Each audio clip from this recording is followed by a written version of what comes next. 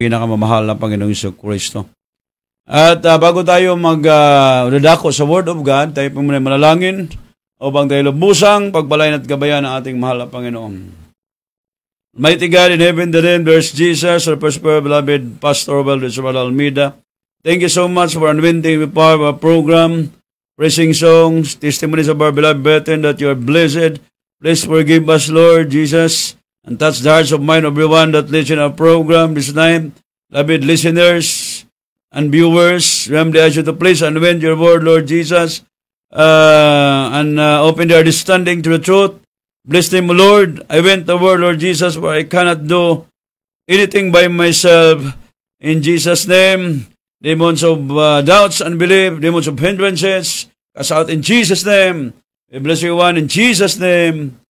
Amen and amen. Praise the Lord. At mga kapatid, ngayon po ay dadako na po tayo sa Word of God. Buksan niyo po yung mga Biblia. Kung may mga ballpen ngayon dyan, isulat niyo po yung mga verse na atin pong tatalakayin sapagkat napakahalaga po ang banal na salita ng ating pinakamamahal na Panginoong Jesucristo.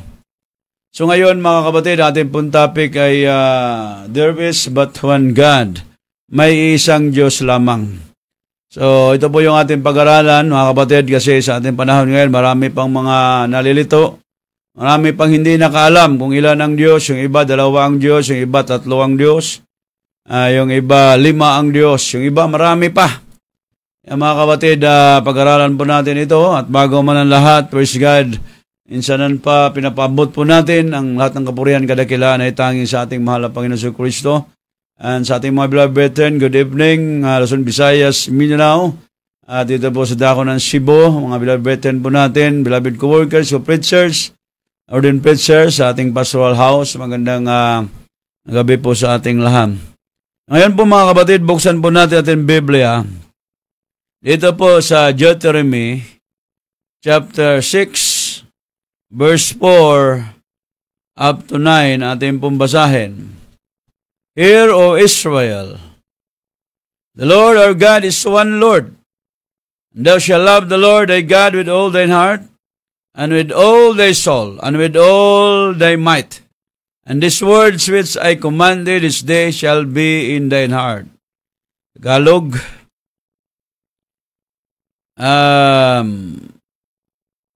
Dinggin mo, Israel, ang Panginoon nating Diyos ay isang Panginoon. At iyong ibigin ang Panginoon mong Diyos na iyong buong puso at iyong buong kaluluwa at ng iyong buong lakas. At ang mga salitang ito na aking inuutos sa iyo sa araw na ito ay isa sa iyong puso. At patuloy natin sa 7, at iyong ituturo ng buong sikap sa iyong mga anak, at iyong salitain tungkol sa kanila pagka ikaw ay nakaupo sa iyong bahay, at pagka ikaw ay lumakad sa daan, at pagka ikaw ay nahiga, at pagka ikaw ay bumabangon, at iyong itatali na pinakatanda sa iyong kamay, at magiging pinakatali sa iyong noo, at iyong isulat sa itaas ng pintuan ng iyong bahay, at sa iyong mga pintuang daan. Ang Diyos po magpala sa kanyang banal na salita. So mga minamahal, sabi dito, iisa lamang yung Diyos at isang Panginoon. At mayroong utos na ibigin mo ang Panginoon mong Diyos ng iyong buong puso at iyong buong kaluluwa at buong lakas. Ibigin natin ang Diyos, mga minamahal, nag-iisang Diyos. At ito po ay inuutos din mga kapatid na ipaalam din po natin sa ating mga kamag-anak, sa ating mga anak. Kahit saan daw kayo magsama, maging sa iyong bahay, nahiga, nung kayo'y bago matulog at sa pagkagising, ipaalam mo sa iyong mga anak na isa lamang ang Diyos at kailangan ibigin. At itatali, mga minamahal, na pinakatanda sa iyong kamay at magiging pinakatali sa iyong noo. At ipasulat pa sa pintuan ng iyong bahay at sa mga pintuang daan. So ipasulat yon mga kapatid, para hindi talaga makalimutan. Pero nakapagtataka sa ating panahon ngayon, bakit yung iba nagsasabing 2 ang Diyos? Yung iba nagsasabing 3 ang Diyos. May nagsabi din na marami ang Diyos. Samantalang sabi ng Biblia, isa lang Diyos. Yun po ituturo natin sa ating mga mahal sa buhay. At yun ang isulat natin sa pintuan o sa daan, saan tayo dadaan, mga minamahal, no? Para hindi talaga makalimutan. Pero napakasimpleng bagay po yan, mga kapatid. Imposible hindi natin ma-memorize na iisa lang ang Diyos at ibigin ang Diyos. Simple lang, mga kapatid. Pero nakapagtataka, no, na bakit ngayon maraming nalilito at tumatawa pa pag sinabi mo isa lang ang Diyos. Dahil marami daw ang Diyos, mga kapatid. Yan ang sabi ng Biblia in Malakay chapter 2 verse 10. Malakay chapter 2 verse 10. Have we not all one Father? At not one God created us? Why do we deal treacherously every man against his brother by profaning the covenant of our fathers? Wala ba tayong lahat na isang Ama? Hindi ba isang Diyos ang lumalalang sa atin? Bakit tayo nagsisigawa ng paglililo? Bawat isa laban sa kanyang kapatid na nilapastangan ng tipan ng ating mga magulang.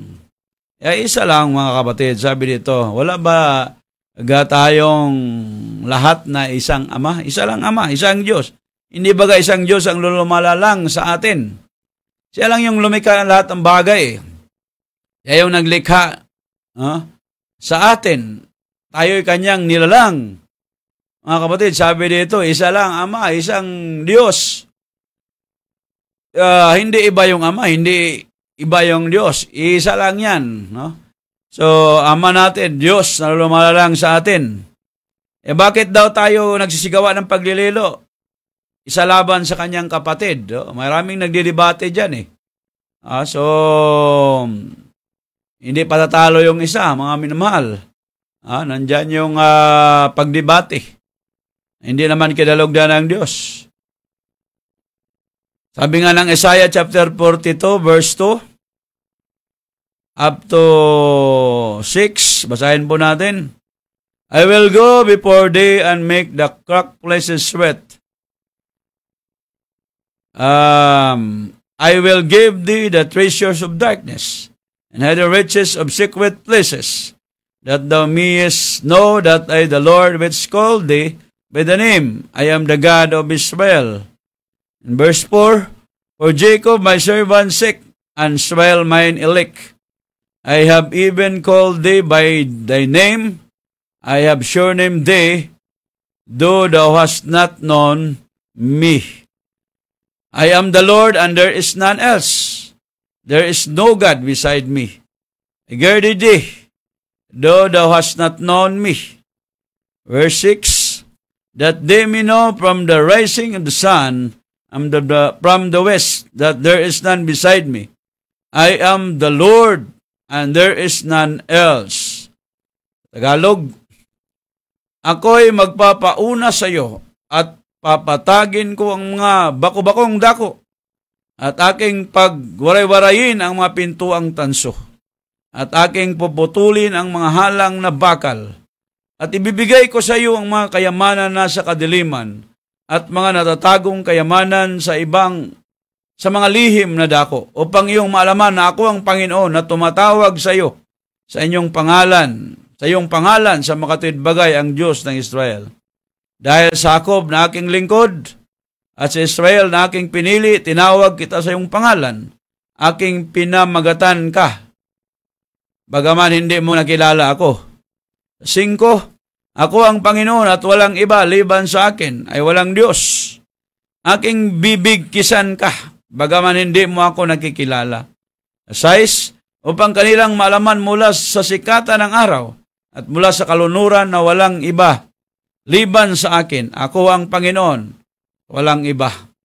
So mga minamahal, maliwanag po dito isa lang talaga ang Diyos, no? Walang iba, wala nang iba. Bakit maraming nagtatanong? Bakit maraming nalilito? Sabi, ako'y sumampa. Sa versikulo 23, ako'y sumampa ng aking sarili. Ang salita ay nakabitaw sa aking bibig sa katuwiran at hindi babalik na sa akin ay luluhod ang bawat tuhod, bawat dila ay susumpa. O, lahat ng tuhod ay luluhod sa isang Panginoon. So, nakapagtataka mga minamahal, yung iba lumuluhod doon sa ibang Panginoon ibang Diyos, kung saan-saan lumuluhod. Kaya isa lang yung dapat isa lang, no? Doon lang tayo luluhod sa mahal na Panginoon. Lahat ng tuhod ay luluhod sa pangalan ni Jesus. Kaya yung mga kabatiran nga natin, yung mga dating, yung mga Muslim, mga kabatid, doon sa dako ng Zamboanga, maraming mga Muslim nating mga kabatiran doon na nasib. Ito sa Jesus Miracle Crusade, Brother John Ali, dating Muslim, mga minamahal. Sabi nila noon, hindi sila luluhod ni Jesus kasi sa isip nila, tao lang si Jesus, mga minamahal. Kasi iba yung Diyos nila na tinatawag. Ayan, nung nagkasakit siya ng kidney, tinawagan niya yung Diyos nila, hindi naman siya gumaling. Pero nung siya dumalo sa Jesus Miracle Crusade International Ministry, nanalangin siya sa pangalan ni Jesus. Gagaling yung kanyang karamdaman, yung bato sa kidney. Amin naman isang gabi, nung siya umihi, lumabas yung bato. So, napakadakila ng Diyos, mga minamahal. Kaya hanggang ngayon, siya po'y nanatili sa gawain ito ng Jesus Miracle Crusade. Kasi sabi niya, dito siya pinagaling Yung mga minamahal, marami nagalit sa kanya hindi nga siya basta-basta makapasok dahil sa kanyang apelido na isang Muslim, mga kapatid. At siya po'y nagbalik loob sa mahal na Panginoong Hesus. Sabi ng unang Korinto, dadako po tayo mga minamahal sa bagong tipan, unang Korinto, Kapitulo 8, versikulo 4 hanggang 6. Sabi dito, i-direct po natin sa Tagalog, versikulo 4. Tungkol nga sa pagkain ng mga bagay na inahain sa mga Diyos-Diyosan, malalaman natin na ang Diyos-Diyosan ay walang kabuluhan sa sanglibutan at walang Diyos liban sa iisa. Sapagkat bagamat mayroong mga tinatawag na mga Diyos, maging sa langit o maging sa mga lupa, gaya ng may maraming mga Diyos at maraming mga Panginoon. Ngunit saganang atin ay may isang Diyos lamang, ang Ama na buhat sa Kanya ang lahat ng mga bagay, at tayo sa Kanya, at isa lamang ang Panginoon, si Jesucristo, na sa pamamagitan niya ang lahat ng bagay, at tayo sa pamamagitan niya. Maliwanag dito mga kapatid, no? So walang ama Mayroong nagchat-chat sa akin, siya, sabi niya, si Jesus daw ay anak ni Jehovah. So, hindi daw Diyos si Jesus Christ. Kasi ang Diyos daw si Jehovah. Anak daw si Jesus Christ. Binigyan ko siya ng mga verse, mga minamahal, na ang Jehovah is, ano lang yan title of God. Jehovah Jireh, Jehovah Nisi, Jehovah Shalom, Jehovah Jireh, no? So, God provider, Jehovah Jireh. So, mga title lang yan dito maliwanag, no? Maliwanag sinabi dito, na saganang atin may isang Diyos lamang. Isang Diyos lamang, ang Ama. Ang mga apostol pa ang nagsabi nito, mga minamahal, kasi alam nila kasama nila si Jesus Christ. Isang Diyos lamang, ang Ama na buhat sa Kanya ang lahat ng mga bagay, lahat ng mga bagay, buhat sa Kanya. At tayo sa Kanya at isa lamang ang Panginoon, si Jesucristo. Isa lang ang Panginoon, one God. Si Jesucristo. So, sabi nila si Jehovah daw, mga minamahal, anak lang daw si Jesus Christ. Naku, mga minamahal, wala naman tayong mababasa dyan sa Biblia na si Jehovah, ama ni Jesus Christ nasa pamamagitan niya ang lahat ng mga bagay at tayo sa pamamagitan niya. Maliwanag po. Kaya sabi nga ng Ephesians chapter 4, verse 4 up to 5, there is one body and one spirit, even as ye are called in one hope of your calling, one Lord, one faith, one baptism.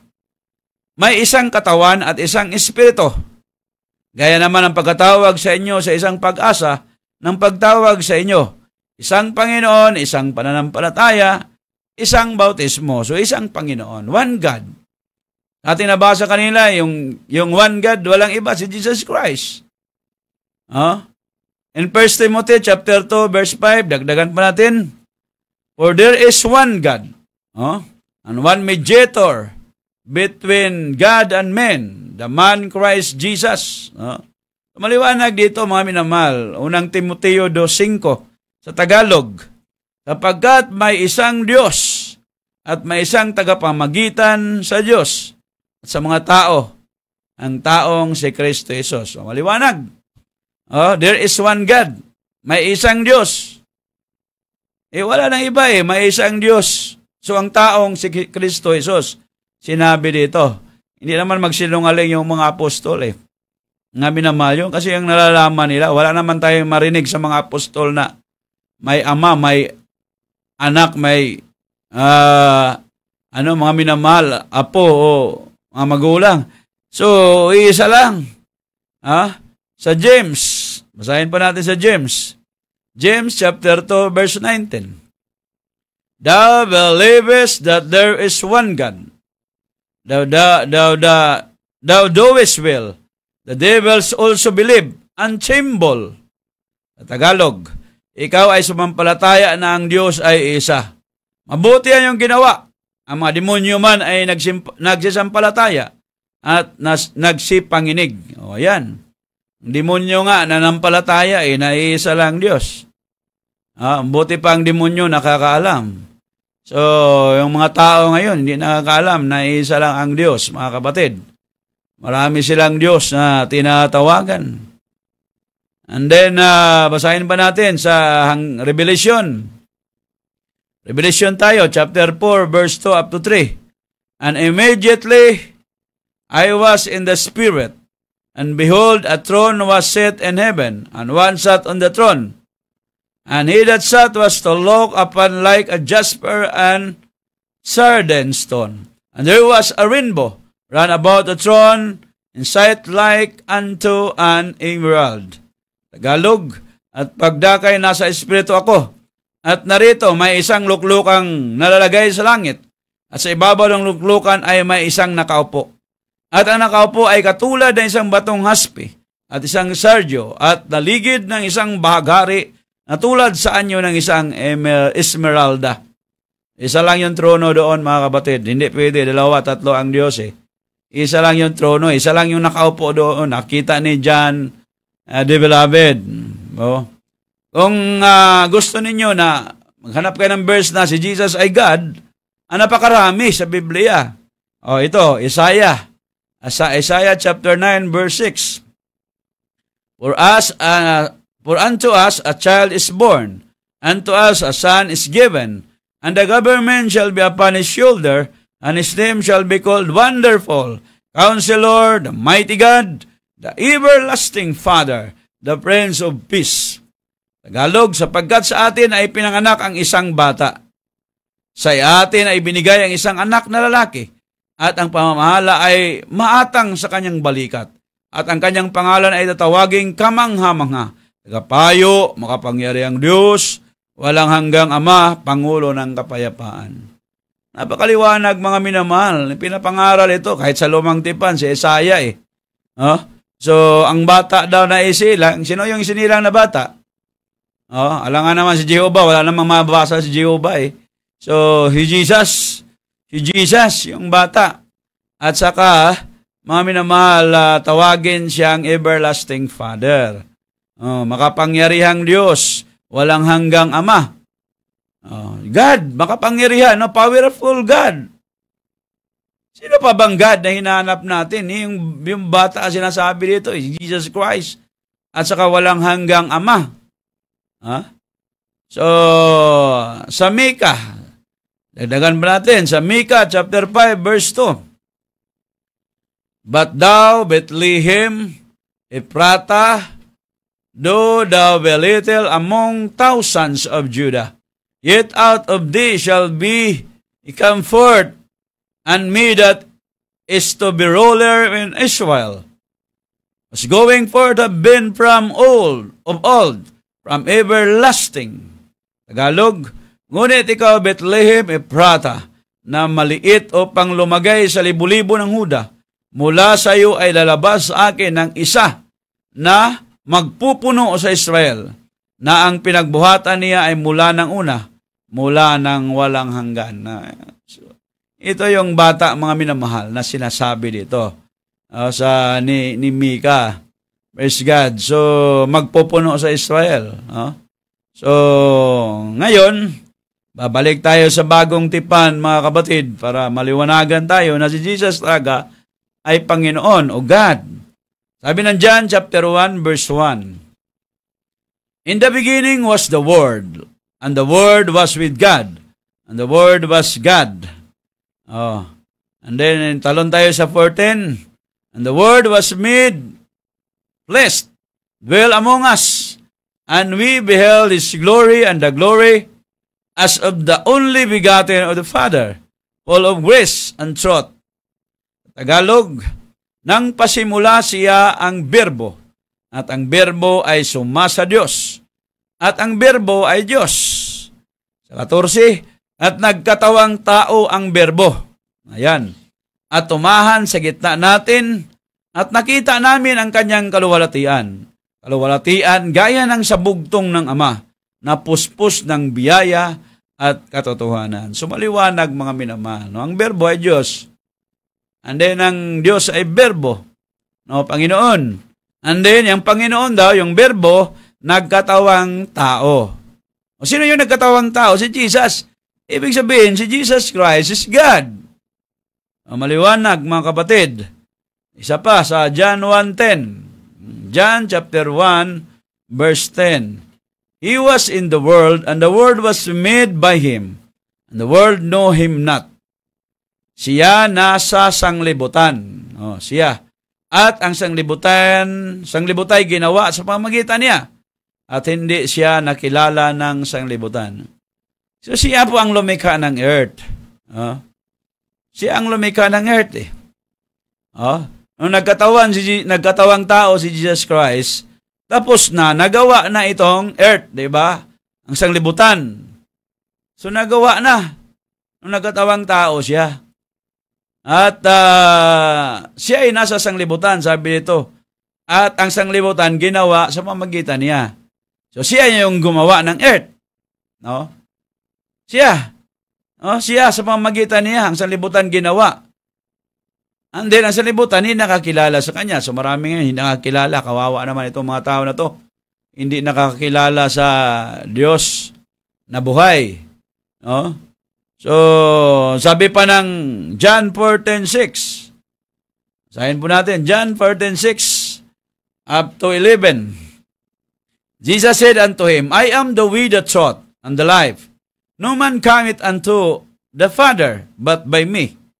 If ye had known me, ye should have known my Father also. And from henceforth ye know him, and have seen him. Philip said unto him, Lord, shew us the Father, and it sufficeth us. Jesus said unto him, Have I been so long time with you, and yet hast thou not known me, Philip? He that hath sent me has sent the Father. And how seest thou then? Shew us the Father. Believest thou not I am in the Father, and the Father in me? The words that I speak unto you, I speak not of myself, but the Father that dwelleth in me, He doeth the works. Believe me that I am in the Father, and the Father in me, or else believe me for the very work's sake. Basahin natin sa Tagalog. Nabi sa kanya ni Jesus, Ako ang daan at ang katotohanan at ang mga buhay. Sino man hindi makaparoon sa Ama, kundi sa pamamagitan ko. Kung ako'y nakakilala ninyo, ay kikilala ninyo ang aking Ama. Buhat ngayon sa inyong mga kikilala, at siya inyong nakita. So sinabi ni Felipe, sa kanya ni Felipe, mga minamahal, Panginoon, ipakita mo sa amin ang Ama, ay sukat na ito sa amin. Sinabi sa kanya ni Jesus, Malao ng panahon, ako'y inyong kasama. Hindi mo ako nakikilala, Felipe. Ang nakakita sa akin ay nakakita sa Ama. Paanong sinabi mo ipakita mo sa amin ang Ama? Hindi ka baga nananampalataya na ako'y nasa Ama at ang Ama ay nasa akin? Ang mga salitang aking sinabi sa inyo, hindi ko sinalita sa aking sarili, kundi ang Ama na tumatahan sa akin ay gumagawa ng kanyang mga gawa. Magsisampalataya kayo sa akin na ako'y nasa Ama, at ang Ama ay nasa akin. O kung di kayo magsisampalataya kayo sa akin dahil sa mga gawa rin. Maliwanag mga minamahal. So maraming nagtatanong ngayon, sino ba yung Ama? Ito na po yung sagot. Yung nagsasabi, nagchat-chat pa sa akin, Ama daw si Jehovah. Ako mga kapatid, so sabihin pa talaga na magbasa daw ako ng Biblia. Siya hindi nga nakakaalam So hindi siya nagbasa ng Biblia. Yung maliwanag dito, naghanap si Felipe ng Ama, sukat na sa amin, pakita mo yung Ama. Sabi ni Jesus, malao na, ang tagal na natin nagsama. Hindi mo nakikilala ang Ama. So maraming mga tao ngayon hindi nakakilala sa Ama So, nako, mga kabatid, si Jehovah daw yung Ama. Samantalang dito kung basahin maliwanag si Jesus Christ. Sabi nga, magsisampalataya kayo sa akin na ako ay nasa Ama.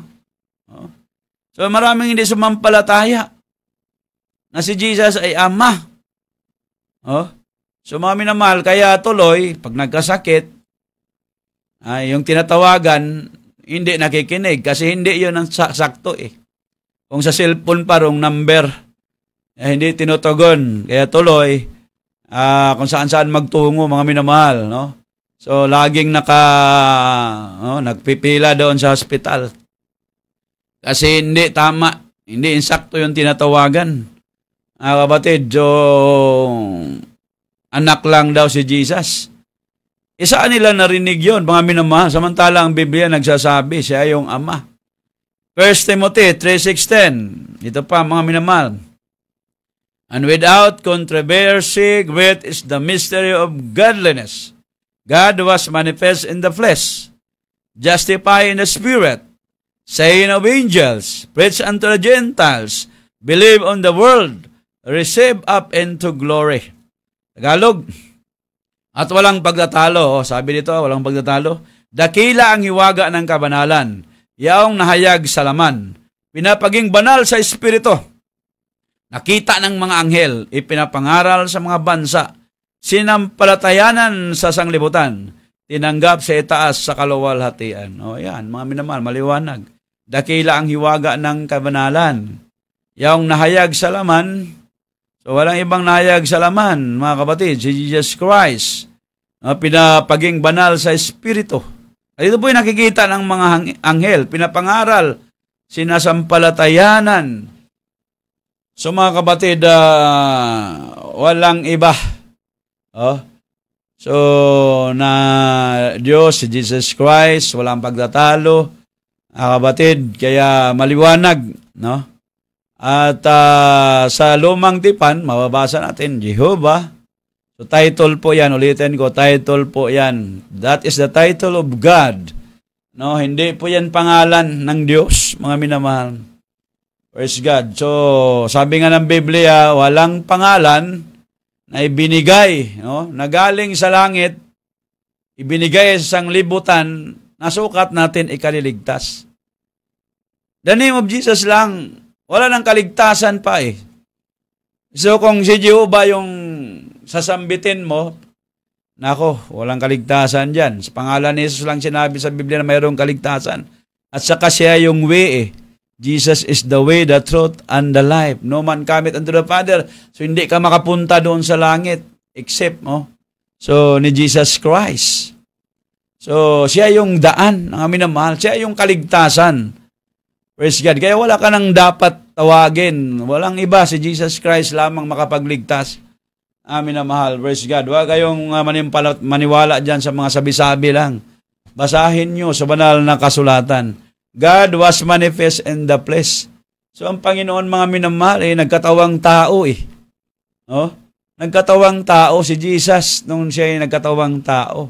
Pero God, Jesus, minamahal, wala na ibang Panginoon Kaya, puri natin mahal ang Panginoong Jesucristo, kaya kailangan natin, ninyo, nadadaan tayo sa tamang proseso para maunawaan po natin ang salita ng Diyos. faith, and then repentance, water baptism, pagkatapos ang Espiritu Santo na po, mga minamahal, ang kikilod sa iyong buhay. So, kailangan mo munang sumampalataya. Without God, it is impossible to please God. Without faith, so it is impossible to please God. So, kailangan mo manampalataya. And then, talikuran mo makasalanan. Godly repentance, pagsisisi. So, pangatlo, magpabautismo ka sa tubig sa pangalan ni Jesus. Mga minamahal, Santiago na bagay, mabautismuhan ka in Jesus' name, dito sa gawaing ito, ng Jesus Miracle Crusade International Ministry, maunawaan mo ang lahat ng bagay. So, kaya sa mga oras ito, tanggapin nyo si Jesus Christ na hari, tagapagligtas yung buhay. Sumunod kayo sa maiksing panalangin na aking babanggitin. Sabihin niyo po, dakilang Diyos amang banal sa pangalan ni Jesus. Narito po ako, isang taong makasalanan, tapos pusong nagsisisi. Mula na ako'y magkaisip hanggang sa mga oras na ito. Mahal na Panginoon, tinatanggap kita. Mahal na Panginoong Jesus, iniibig kita. Paglilingkuran kita bilang Diyos, hari at tagapagligtas sa aking buhay. Isulat mo aking pangalan sa aklat ng buhay. Sa pangalan ni Jesus na aking tinanggap. Amen. Ako po'y manalangin sa inyo. Dakilang Diyos, amang banal sa pangalan ni Jesus, na itong makaluluwang tumanggap sa iyo sa gabing ito. Patawarin mo sila, iligtasan po sila sa punong kanyang mga mahal sa buhay. In the mighty name of Jesus. Amen and amen. Praise the Lord. Ngayon mga kapatid, from the point of contact, ipatong niyo po yung kamay sa radio receiver. Walang imposible sa mahal na Panginoon, o sa screen ng iyong cellphone or laptop, computer, mga minamahal, ipatong niyo po yung kamay. Walang imposible sa ating mahal na Panginoon. The first very beloved Pastor Valdez de Almeida, aming sinasaway, pinapalayas at ang uri ng karamdaman, demonyong cancer, leukemia, TB, asthma, diabetes, goiter, anemic, high blood, obosipon, trangkaso, demonyong virus, lahat ng uri ng karamdaman, infirmities, sickness, goes out in Jesus' name. Be healed right now. Vice begun, problem be solved. In Jesus' name, bigyan mo ng katuguran, Diyos, makahilingan, yung mga anak, mga prayer requests, spoken request, ingatan, pagpalain mo sa gabing ito, pagpalain gabayan, O Diyos, mahabang buhay, pagkalabas sa mga pastor. In Jesus' name, be blessing one. Amen and amen. Praise the Lord. Kaya natin dakilang Diyos, maraming salamat po sa inyong pagantabay, pakikinig sa salita ng Diyos, mga minamahal, at salamat sa ating mahal na Panginoong Jesucristo. Kami po pansamantala nagpapaalam, yabang lingkod, Brother Joshua Dominguez, kasama ng ating beloved technician, Rosemart Lumaylo, nagsabing, we love you so much, but our dear Jesus love us more. Amen and God bless.